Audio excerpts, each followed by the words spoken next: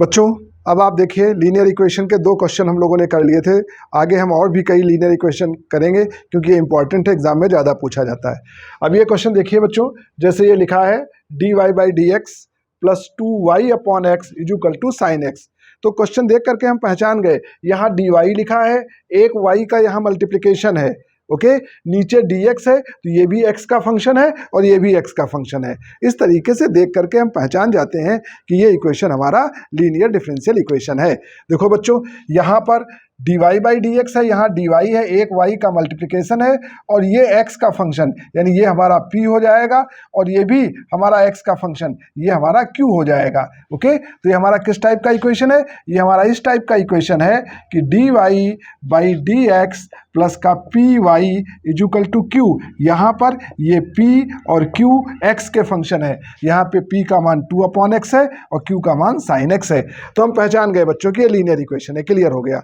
अब चलिए इसको सॉल्व करने के लिए सबसे पहले हम इसका इंटीग्रेटिंग फैक्टर निकालेंगे। तो इंटीग्रेटिंग फैक्टर निकालने का फार्मूला होता है, इंटीग्रेटिंग फैक्टर बराबर होता है e to the power integration of p dx, यानी यहाँ पे इंटीग्रेटिंग फैक्टर हो जाएगा e to the power p की जगह 2 अपॉन एक्स है तो ये 2 अपॉन एक्स dx, इसका इंटीग्रेशन। तो इसका इंटीग्रेशन करेंगे तो ये हो जाएगा e to the power 2, 1 upon X का इंटीग्रेशन हो जाएगा log x। अब ये 2 यहाँ आओ, यहाँ इसको ले आओ, तो ये किस तरीके से लिखेंगे हम? Integrating factor is equal to E to the power log of 2 यहाँ आएगा तो एक्स स्क्वायर हो जाएगा। ये 2 जब इधर आएगा ना तो ये पावर में आएगा। अब ई का पावर लॉग ये हट जाएगा, यानी ये केवल एक्स स्क्वायर के बराबर आएगा। यानी इस प्रश्न में हमारा इंटीग्रेटिंग फैक्टर आ गया एक्स स्क्वायर, ये हमारा इंटीग्रेटिंग फैक्टर आ गया। एक बार और समझ लो बच्चों, यहाँ पे p हमारा 2 अपॉन एक्स था तो हमने क्या किया, e to the power p dx, तो e का पावर 2 अपॉन एक्स लिखा। इस बात का ध्यान रखना, यदि यहाँ माइनस साइन होता तो माइनस साइन भी हम यहाँ साथ में लाते। अब 2 अपॉन एक्स का इंटीग्रेशन करेंगे, 2 एस सच रहेगा, 1 अपॉन एक्स का लॉग एक्स हो गया। और ये 2 यहाँ पावर में लाओ, क्योंकि आप इसको हटाना चाहते हो तो 2 जब यहाँ से हटेगा तो ये पावर में आ जाएगा तो एक्स स्क्वायर हो जाएगा, ये हट जाएगा, ये पूरा हट गया तो एक्स स्क्वायर के बराबर हुआ। अब इसका सोल्यूशन लिखने का फार्मूला ये होता है कि जब हम सोल्यूशन लिखते हैं तो सोल्यूशन का फार्मूला है y into integrating factor integration of, यहाँ पे हम q लिखेंगे, into integrating factor dx plus constant of integration.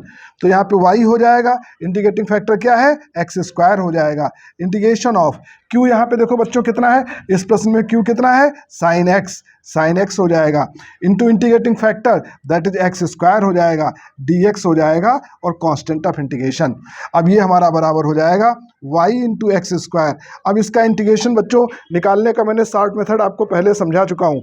इसका इंटीग्रेशन निकालना है, इंटीग्रेशन बाई पार्ट होगा, लेकिन उसका शॉर्ट तरीका क्या है कि एक्स स्क्वायर लिख लो, सबसे पहले ब्रैकेट में एक्स स्क्वायर लिख लो और साइन एक्स का इंटीग्रेशन लिख लो माइनस का कॉस एक्स, ओके, फिर माइनस साइन लगाओ, इस टर्म का डिफरेंशिएशन लिखो, ये इसका शॉर्ट तरीका मैंने बताया था, और इस टर्म का इंटीग्रेशन लिखो तो ये माइनस कॉस का इंटीग्रेशन करेंगे तो साइन एक्स आएगा, और फिर आप प्लस साइन लगाए, साइन अल्टरनेट चलेगा, प्लस माइनस अगेन प्लस, और इसका डिफरेंशिएशन लिखो तो इसका डिफरेंशिएशन यहाँ 2 हो जाएगा, और इसका इंटीग्रेशन लिखो तो साइन का माइनस का माइनस माइनस प्लस हो जाएगा, कॉस एक्स हो जाएगा। अब इसका डिफरेंशिएशन 0 होगा तो इस पूरे टर्म का ये इंटीग्रेशन बच्चों हो गया और ये प्लस का सी हो गया। ये शॉर्ट मेथड से हमने इंटीग्रेशन कर दिया है और ये मेथड हम बता चुके हैं आपको। हमारा फोरियर सीरीज का लेक्चर पार्ट 1 देखोगे तो उसमें इस मेथड को विशेष तौर पे पहले ही डिस्कस किया गया है, फोरियर सीरीज पार्ट 1। ओके, तो ये फंक्शन ऐसे ही रहता है, इसका इंटीग्रेशन लिखते हैं, फिर हम क्या करते हैं, यहाँ प्लस साइन है तो अल्टरनेट माइनस प्लस चलता जाता है, और इस टर्म का डिफरेंशिएशन यहाँ आता है, इस टर्म का इंटीग्रेशन यहाँ आता है, माइनस साइन प्लस साइन, इस टर्म का डिफरेंशिएशन यहाँ आता है और इस टर्म का इंटीग्रेशन यहाँ आता है। ये तरीका होता है, ये कांस्टेंट ऑफ इंटीग्रेशन। तो ये बच्चों हमारा सॉल्व हो गया, this is the answer of this differential equation. ऐसे सॉल्व करेंगे। अब बच्चों ये वाला क्वेश्चन देखें, यहाँ पे dy बाई डी एक्स है, एक y का देखो ये मल्टीप्लिकेशन है, नीचे dx लिखा हुआ है, तो ये भी x का फंक्शन, ये भी x का फंक्शन, मतलब हम पहचान गए कि ये इक्वेशन हमारा लीनियर डिफरेंशियल इक्वेशन है ना। अब यहाँ पर y के साथ में ये लिखा, ये हमारा p हो गया बेटा, और ये लिखा है फंक्शन, ये हमारा q हो गया। ओके, ये हमारा p हो गया, ये q हो गया। अब सबसे पहले हम इसका इंटीग्रेटिंग फैक्टर निकालेंगे, तो इसका इंटीग्रेटिंग फैक्टर हो जाएगा, it's integrating factor is e to the power integration of p dx, formula लगाएंगे तो ये हो जाएगा e to the power integration of p की जगह है tan x dx। ओके, यानी ये बराबर हो जाएगा e टू द पावर, बच्चों tan x का फार्मूला होता है, tan x का फार्मूला आपका होता है माइनस का log cos x या फिर log sec x, तो हमने लिख दिया tan x का integration log of sec x, ये tan x का इंटीग्रेशन होता है। अब ये e और log हट जाएगा तो यहाँ क्या बचेगा, sec x बचेगा। ओके, तो इसका इंटीग्रेटिंग फैक्टर हमारा क्या आ गया, it's integrating factor is sec x, ये हमारा इसका इंटीग्रेटिंग फैक्टर हो गया बेटा। ठीक है ना। अब बस फार्मूला लगा दो। सोल्यूशन कैसे लिखते हैं, सोल्यूशन लिखने का फार्मूला क्या होता है कि y into integrating factor is equal to integration of q into integrating factor dx plus constant of integration c। तो y इंटीग्रेटिंग फैक्टर यहाँ क्या है, sec x। Okay, is equal to integration of q की जगह क्या है, sec x है, देखो ये q होता जो इज इक्वल टू करके लिखा होता, ये sec x है, इंटीग्रेटिंग फैक्टर भी sec x है। ओके, और dx plus constant of integration, तो ये हो जाएगा y sec x। ओके, और ये integration of sec square x, integration of sec square x dx plus c। अब बड़ा आसान सा इंटीग्रेशन आ गया, ये y sec x हो गया, ठीक है ना। और यहाँ पे sec स्क्वायर x का इंटीग्रेशन क्या आएगा, tan x आएगा, है ना। sec स्क्वायर x का फार्मूला होता है sec स्क्वायर x का इंटीग्रेशन tan x और plus constant of integration c, ये हमारा इसका आंसर हो गया। This is the answer. तो लीनियर में बच्चों हम देख रहे हैं, एक बार कॉन्सेप्ट समझ में आ जाए फिर आराम से हम करते चले जा रहे हैं। अब बच्चों ये वाला क्वेश्चन देखते हैं, cos x dy is equal to sin x minus y dx। पहले इसको हम dy बाई dx करके लिखते हैं, ये dx को यहाँ लाते हैं, इस cos x को नीचे ले जाते हैं, मतलब इसको सॉल्व करने के लिए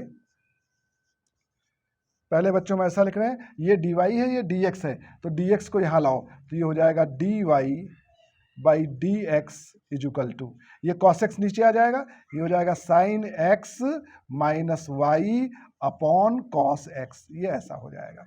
इसको बच्चों आप ऐसे भी लिख सकते हैं, एक बार sin x upon cos x लिख दें, है ना, एक बार आप sin x upon cos x लिख दें। ओके, और एक बार ये माइनस का y अपॉन cos x लिख दें, माइनस का y अपॉन cos x, एक बार इसके नीचे इसको लिखा माइनस साइन, इसके नीचे इसको लिखा, तो ये sin x cos x, ये माइनस का y अपॉन cos x। अब इस टर्म को इधर ट्रांसफर कर लें, तो ये हो जाएगा dy बाई dx।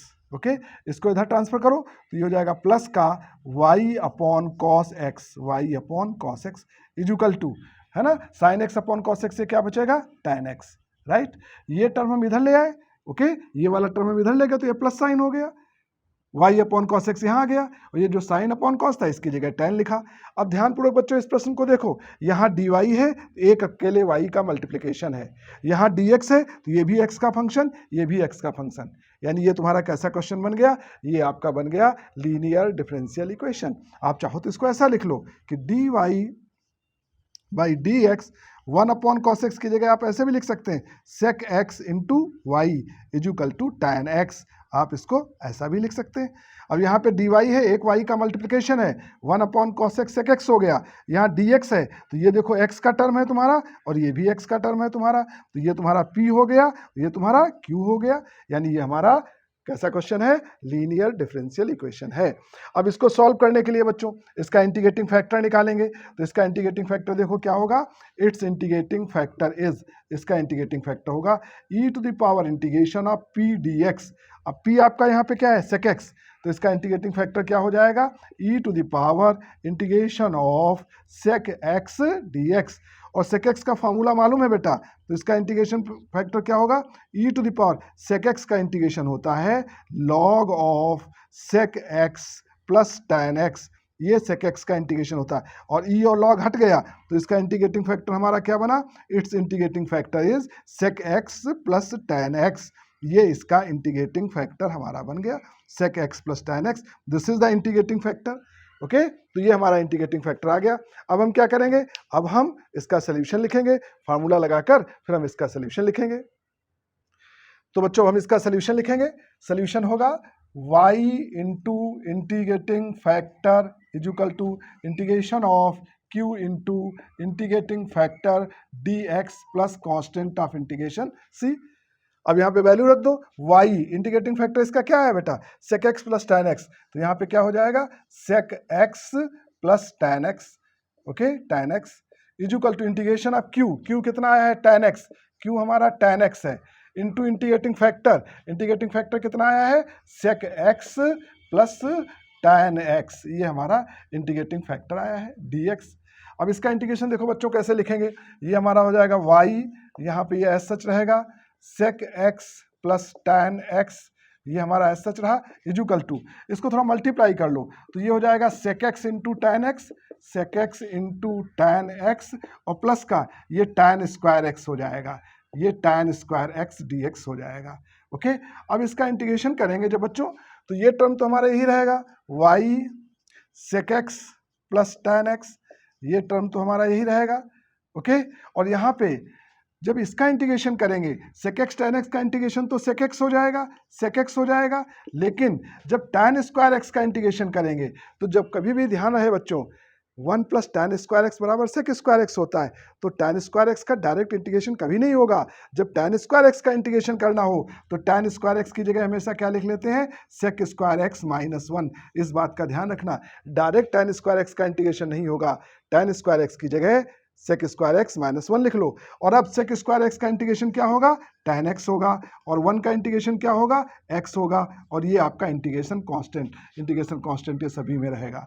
ओके, तो ये इसका हमारा फाइनल आंसर हो गया, this is the answer. Okay, एक बार इस इंटीग्रेशन को और समझ लो, इसका तो डायरेक्ट फार्मूला होता है sec x tan x का, sec x डायरेक्ट फार्मूला होता है, और tan स्क्वायर एक्स का जब इंटीग्रेशन करते हैं ना तो पहले tan स्क्वायर एक्स को क्या लिखते हैं sec स्क्वायर एक्स माइनस 1, और sec स्क्वायर एक्स का इंटीग्रेशन tan x और 1 का इंटीग्रेशन x, यानी tan स्क्वायर एक्स का integration tan x minus x होता है।